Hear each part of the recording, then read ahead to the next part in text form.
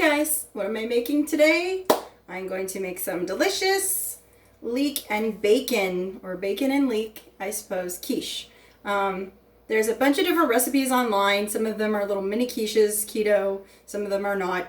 I'm just going to give you a really basic recipe that's very easy to go and make in, I don't know, maybe 10 minutes, 15 minutes. The limiting factor on this is the bacon. So if you chop that bacon, get it in the pan first, that's your limit on how much time it takes to cook this.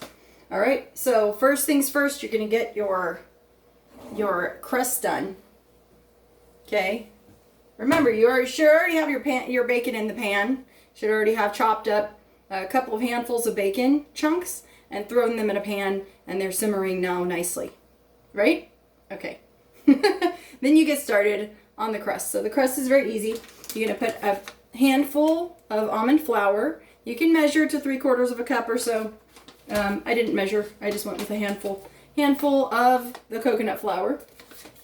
Okay, you're gonna get a half stick of butter, and you're gonna put that in a little bowl or cup and mix it with an egg yolk, or you can add an entire egg if you want your crust to be kind of eggy. I just used an egg yolk because I wanted my egg. I only had 4 eggs left, so the other 3 eggs in that egg white went into my mixture. So I went ahead and added to my eggs.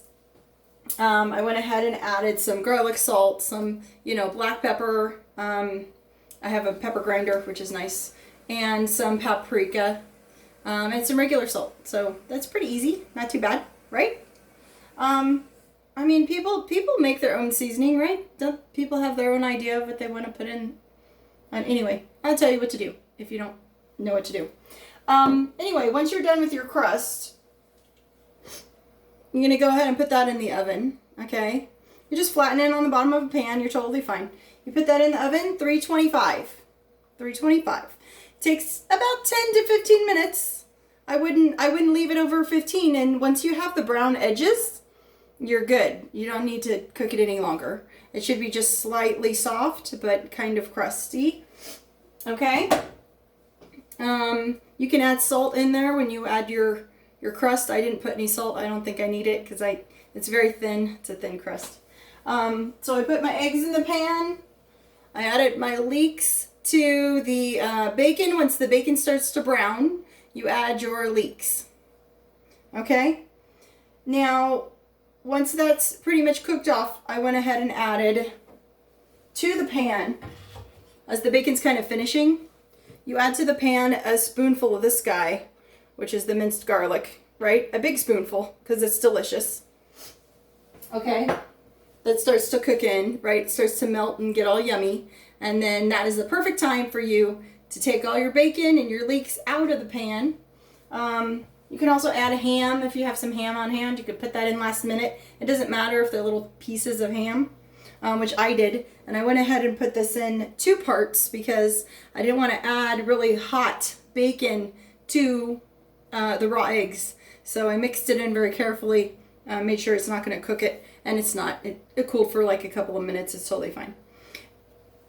Now you guys are joining me at the time when I'm going to put this egg mixture into the quiche pan, into my pan here. Remember, you're just leaving your oven on 325.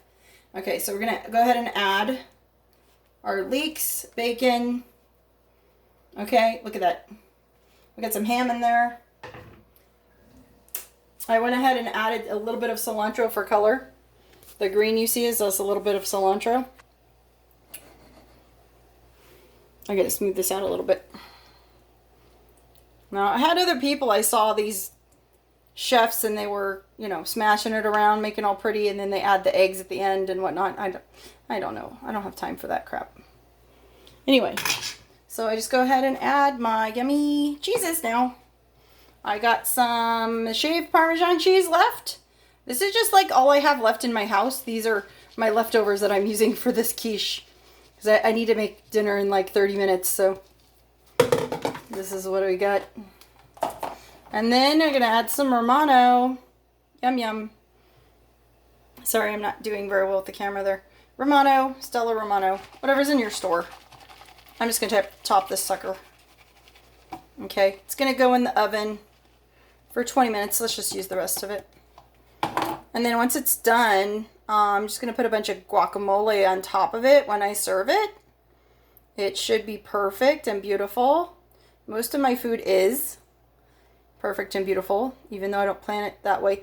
I don't know, as you get older, it's harder to mess up food, I feel like. Anyway, so 325, don't forget. And we'll come back and see how it's doing.